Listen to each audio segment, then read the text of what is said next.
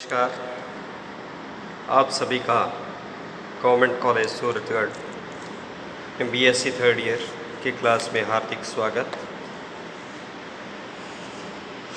अपने स्टडी कर रहे हैं केंद्रीय अंतर्वेशन सूत्र, और आज मैं आपको गॉस का अग्रांतर अंतर्वेशन सूत्र डिराइव कराऊंगा। तो सबसे पहले तो मैं आपको बताना चाहूँगा कि अपने इससे पहले न्यूटन ग्रेगरीज फार्मूला या न्यूटन ग्रेगरी का फॉरवर्ड इंटरपोलेशन फार्मूला या न्यूटन ग्रेगरीज का backward interpolation formula, Lagrange's formula, Newton का डिवाइडेड डिफरेंस फार्मूला, और अब गॉस के दो फॉरवर्ड और बैकवर्ड इंटरपोलेशन फार्मूला जिनको हम सेंट्रल इंटरपोलेशन फार्मूला भी कहते हैं, इसके बिना स्टर्लिंग्स फार्मूला और बेसल्स फार्मूला करवाऊंगा।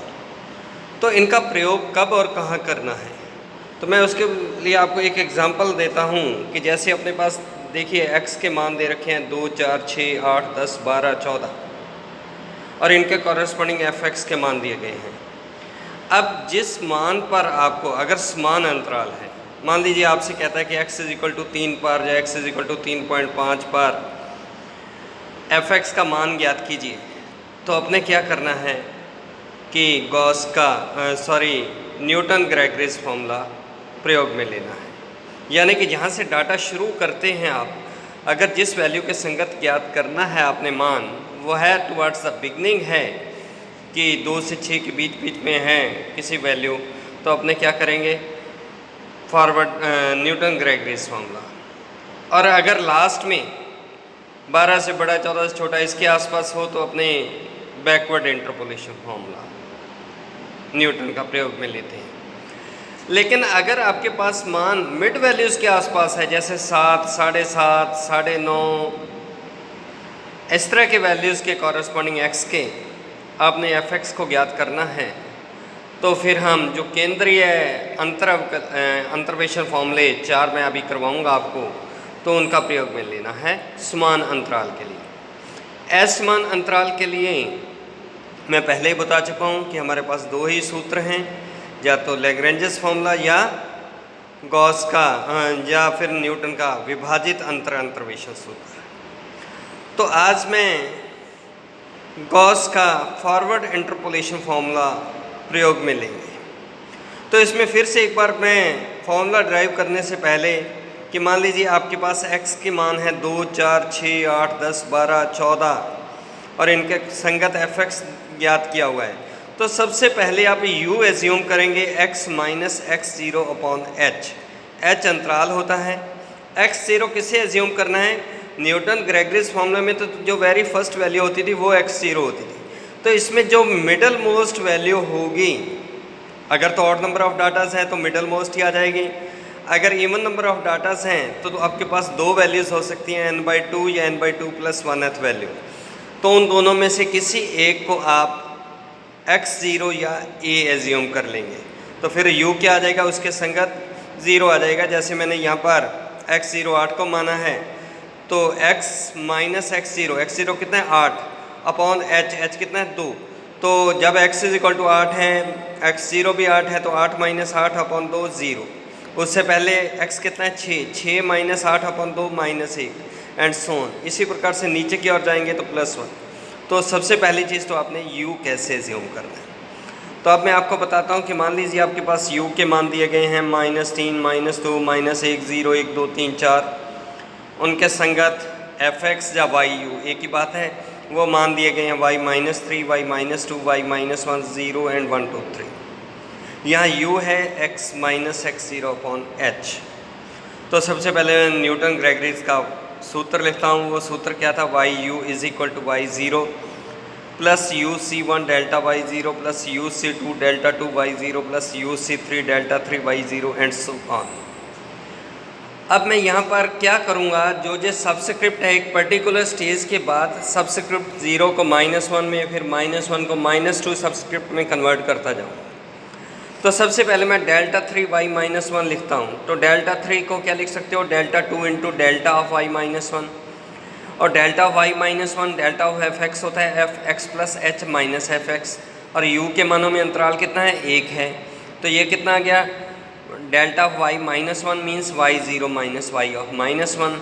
तो यहाँ से आपने डेल्टा 2y0 की वैल्यू कैलकुलेट की तो वो आ गई delta 2y minus 1 plus delta 3y of minus 1। तो एक चीज़ खास देखिए, अगर डेल्टा 2y0 होता था, राइट हैंड साइड क्या हुआ, ऑर्डर 2 का 2 रहा, लेकिन सब्सिक्रिप्ट क्या हो गया, 0 के बजाय -1 प्लस एक ऑर्डर बढ़ गया डेल्टा 3y ऑफ माइनस 1। इसी प्रकार से डेल्टा 3y0 का मान निकालेंगे तो delta 3y minus 1 plus delta 4 of y minus 1, delta 4y0 is equal to delta 4y minus 1 plus delta 5 of y minus 1 and so on. जहाँ तक भी आपका ग्रेगोरियस सूत्र है वहाँ तक आप इन वैल्यूज़ को सब्स्टिट्यूट कर देंगे। तो ये जो मान आपने निकाले हैं, इन सारे मानों को जो हमारी इक्वेशन 1 है न्यूटन ग्रेगरी सूत्र, उसमें सब्स्टिट्यूट कर देता हूँ। तो YU is equal to y0 plus UC1 delta y0 plus UC2, delta 2y0 की वैल्यू रखी है मैंने delta 2y minus 1 plus delta 3y of minus 1 plus UC3 delta 3y0 की वैल्यू रख दी delta 3y of minus 1 plus delta 4 of y minus 1 plus UC4 delta 4 of y minus 1 plus delta 5 of y minus 1 and so on. अब हमने दोबारा से लिखा YU is equal to y0 plus UC1 delta y0 plus UC2 delta 2y of minus 1। अब delta 3y minus 1 वाली दो terms हैं, तो डेल्टा 3y माइनस 1 कॉमन ले लिया तो बाकी आपके पास आया UC2 प्लस UC3। इसी प्रकार से डेल्टा 4y माइनस 1 कॉमन लिया तो वहाँ बना UC3 plus UC4 and so on. अब हम कम्बिनेशन का हमारे पास एक सूत्र होता है कि NCR प्लस NCR प्लस 1, अगर total number of terms same हो, नीचे एक का अंतर हो, तो that is equal to N plus 1 CR plus 1। तो अपने पास ये क्या बन गया, YU is equal to y0 plus UC1 delta y0 plus UC2 delta 2y minus 1। अब आपके पास था UC2 प्लस UC3, ऊपर सेम है तो वो क्या हो गया U प्लस 1, नीचे दोनों में से जो बड़ी वैल्यू है तो U plus 1 C3 delta 3y of minus 1। इसी प्रकार से U plus 1 C4 delta 4 of y minus 1 and so on. अब फिर से मैं इसे और मॉडिफाई करता हूँ। पहले मैंने वैल्यू किसकी निकाली थी, डेल्टा 3 से शुरू किया था। अब एक छोड़कर डेल्टा 5 से -1 के बजाय -2, तो delta 5 of y minus 2 is equal to delta 4 into delta of y minus 2 लिखा जा सकता है। Delta of y minus 2 is equal to फिर से वही F X plus H minus F X, H 1 है तो ये बन गया y minus 1 minus Y of minus 2। तो डेल्टा 4y माइनस 1 की वैल्यू आ गई delta 4y minus 2 plus delta 5y minus 2। और इसी प्रकार से डेल्टा 5y माइनस 1 की वैल्यू निकालेंगे तो delta 5y minus 2 order same रहता है, नीचे एक सब्सक्रिप्ट चेंज हो रहा है, plus next order delta 6y of minus 2 and so on. तो ये जो वैल्यूज़ आपने निकाली हैं इनको आप समीकरण 2 में सब्स्टिट्यूट कर देता हूँ। तो आपके पास YU is equal to y0 plus UC1 delta y0 plus UC2 delta 2y minus 1 plus U plus 1 C3 delta 3y minus 1। अब U प्लस 1 C4 कॉमन आ गया तो बाकी बचा आपके पास delta 4y minus 2 plus delta 5y minus 2। इसी प्रकार से U plus 1 C5 delta 5y minus 2 plus delta 6y minus 2 and so on. तो ये से दोबारा से लिखा YU is equal to y0 plus UC1 delta y0 plus UC2 delta 2y minus 1 plus U plus 1 C3 delta 3y minus 1 plus U plus 1 C4 delta 4 of y minus 2।